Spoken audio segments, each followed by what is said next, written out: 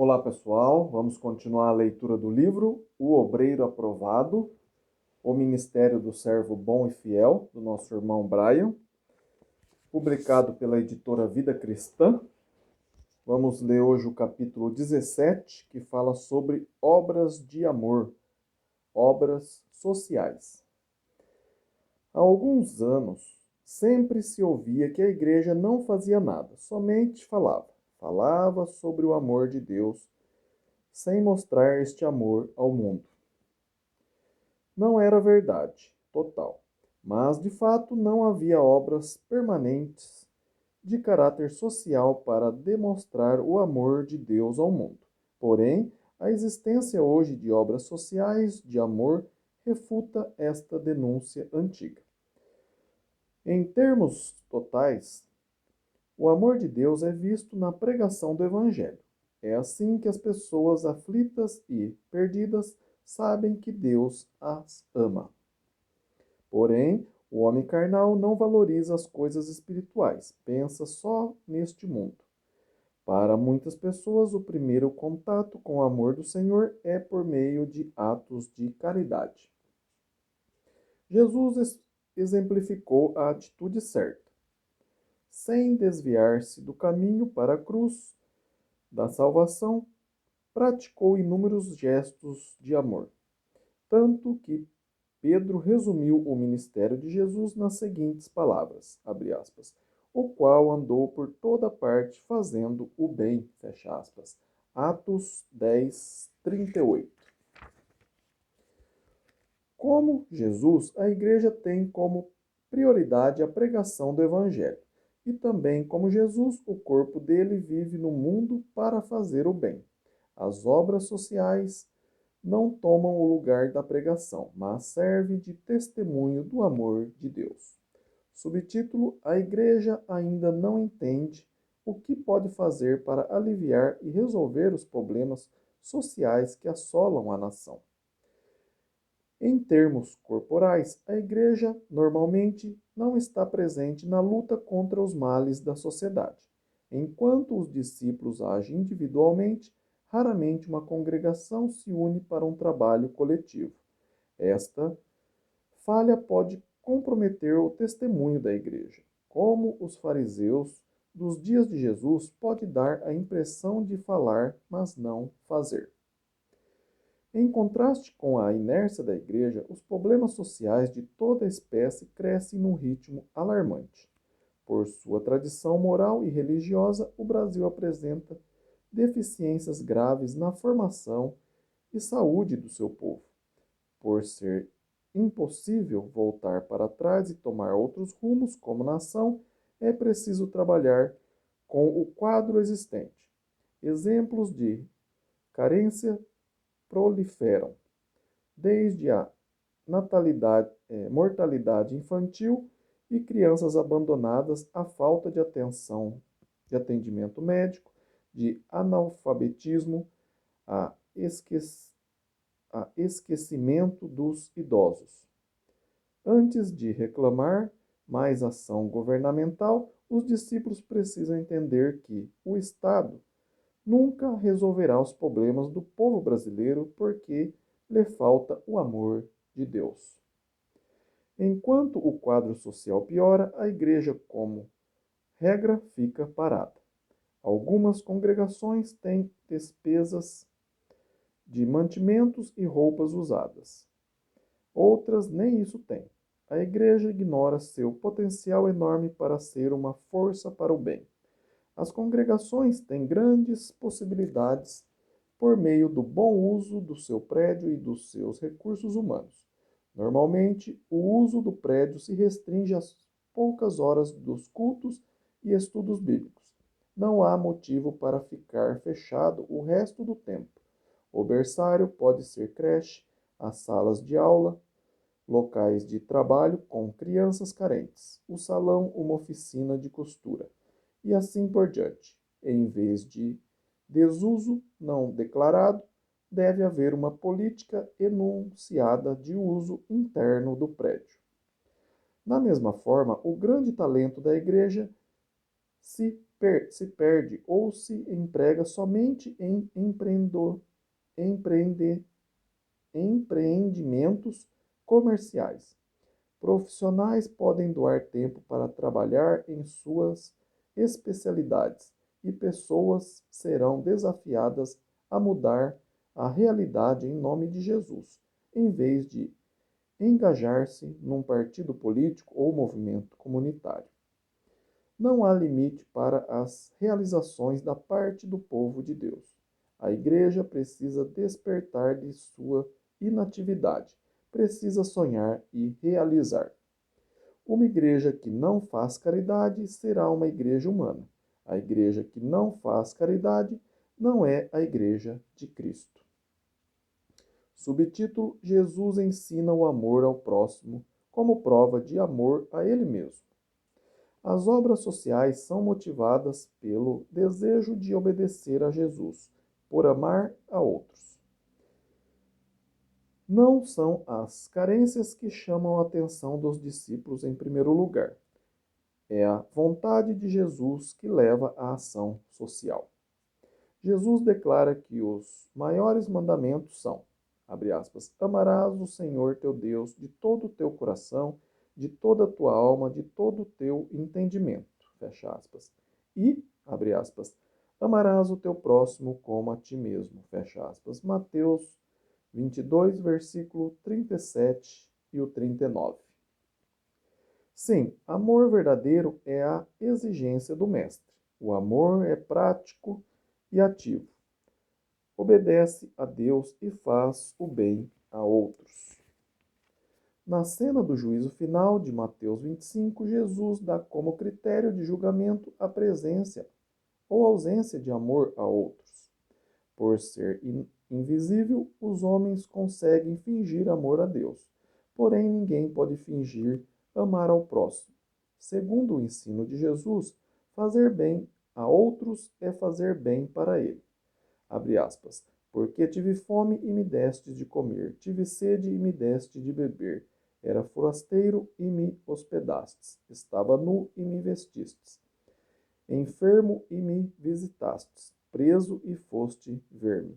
Em verdade vos digo, em verdade vos afirmo que sempre que o fizeste a um desses meus pequeninos irmãos, a mim o fizestes. Fecha aspas. Mateus 25, 35, 36 e 40. Por outro lado, não fazer o bem a outro é negar auxílio ao Senhor. O resto do Novo Testamento confirma enfaticamente a prática do amor ativo. Em sua carta, Paulo, Tiago e João frisa a importância de amar e ajudar outros. Abre aspas. E não nos cansemos de fazer o bem, porque a seu tempo ceifaremos, se não desfaleceremos. Por isso, enquanto tivermos oportunidade, façamos o bem a todos, mas principalmente aos da família da fé. Gálatas 6, versículo 9 e 10.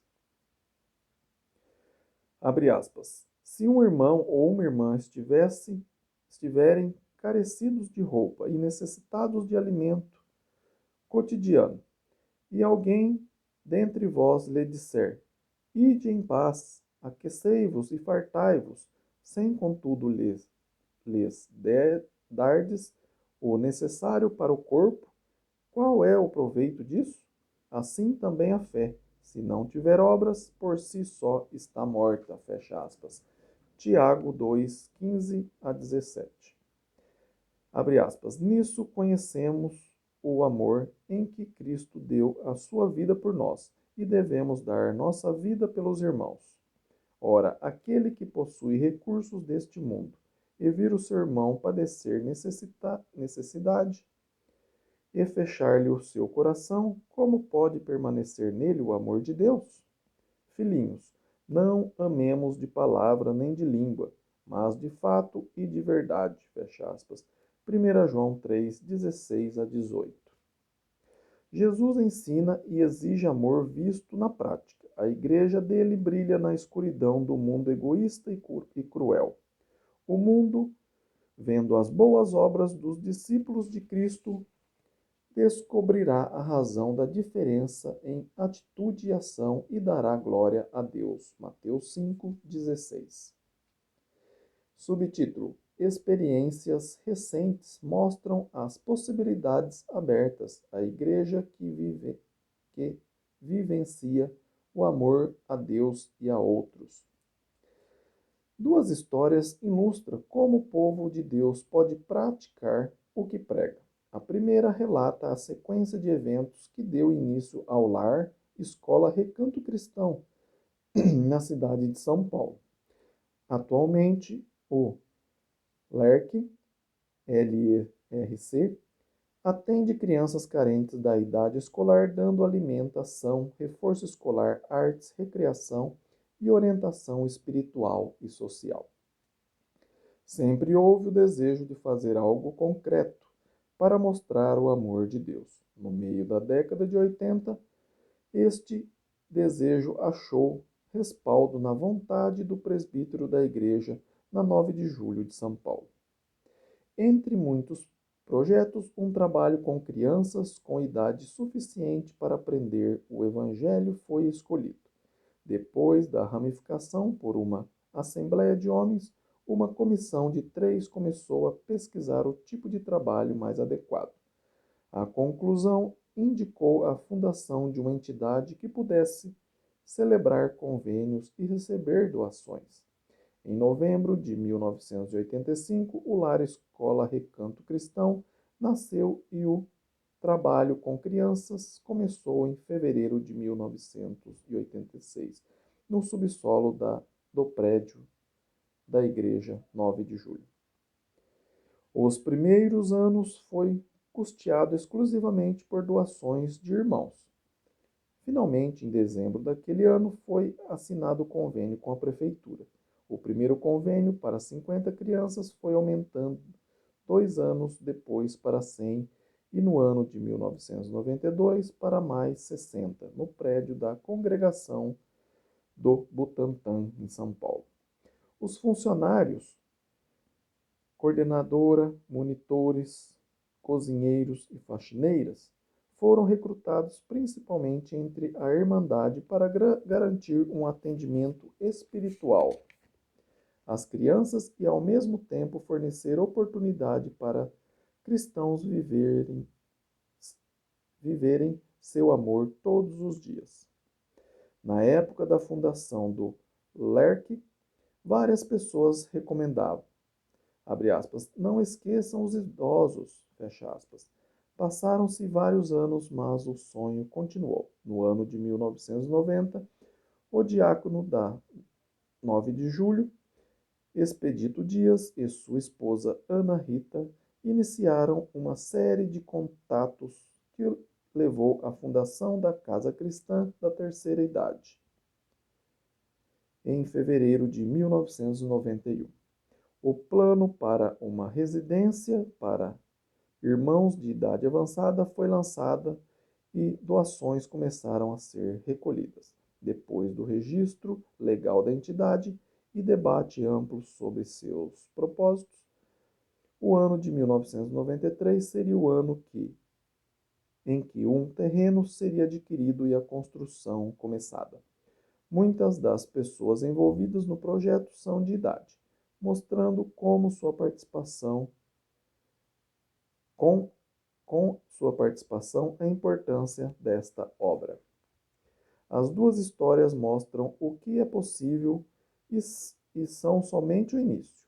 Há tantas carências e, felizmente, tantos discípulos e congregações que estes 2 exemplos devem ser multiplicados.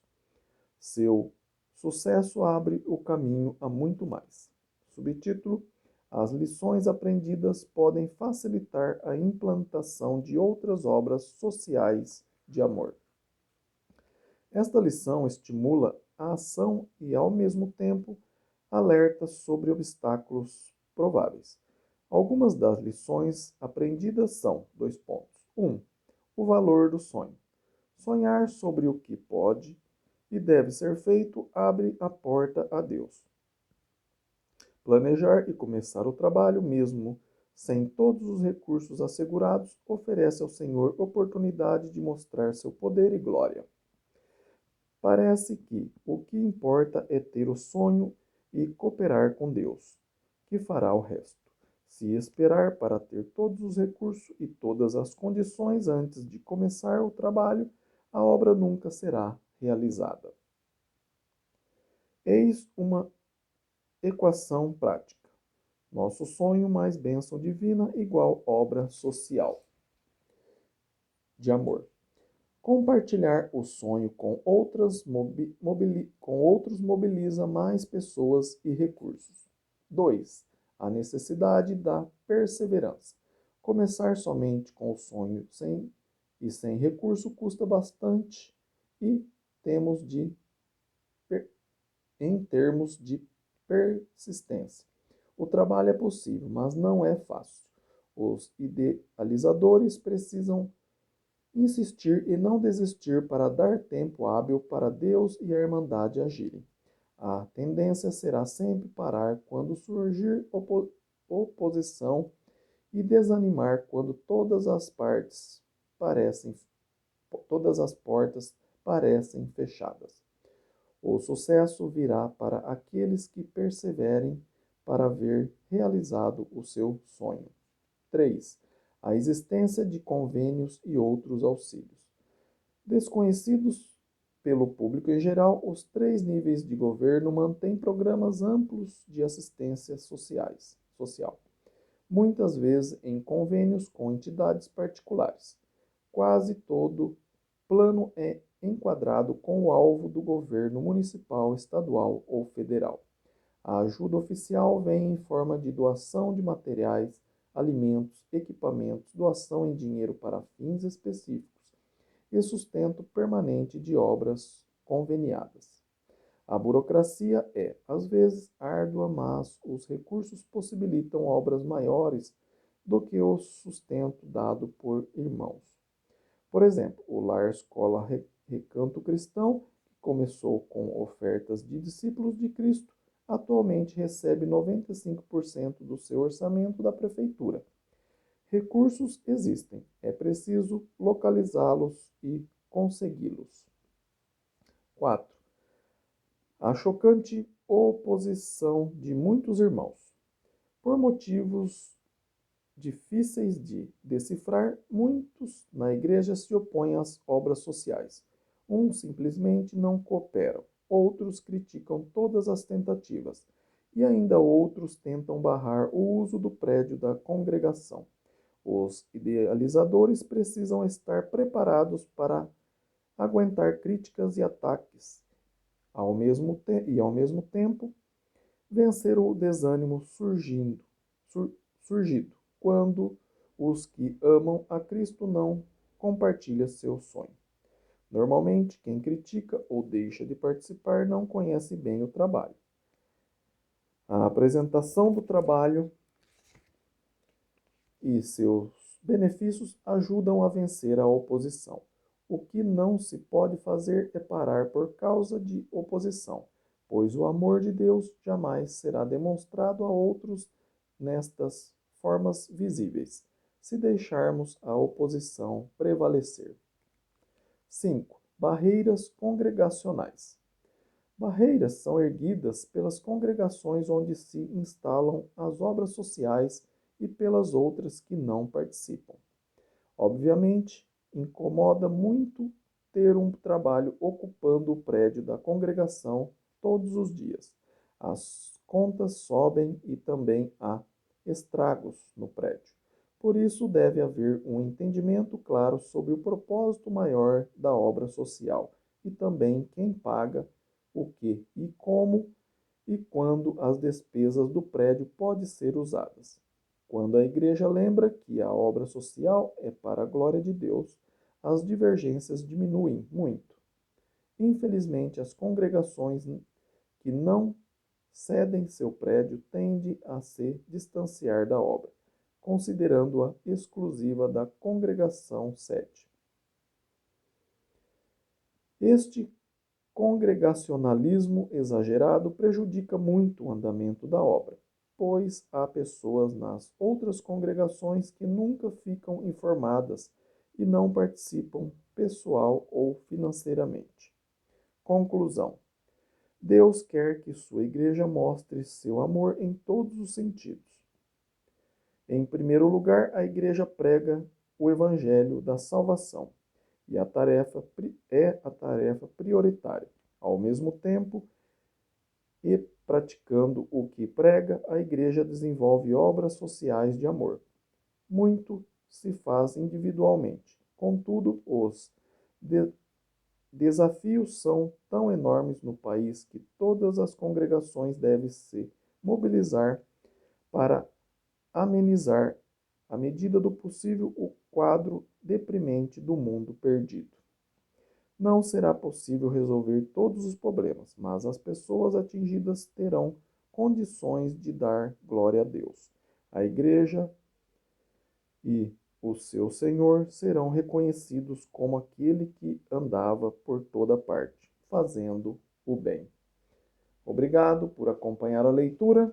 Se você está gostando da leitura desse livro, O Obreiro Aprovado, compartilhe ele com mais pessoas para que todos nós possamos colocar em prática e ser um obreiro aprovado.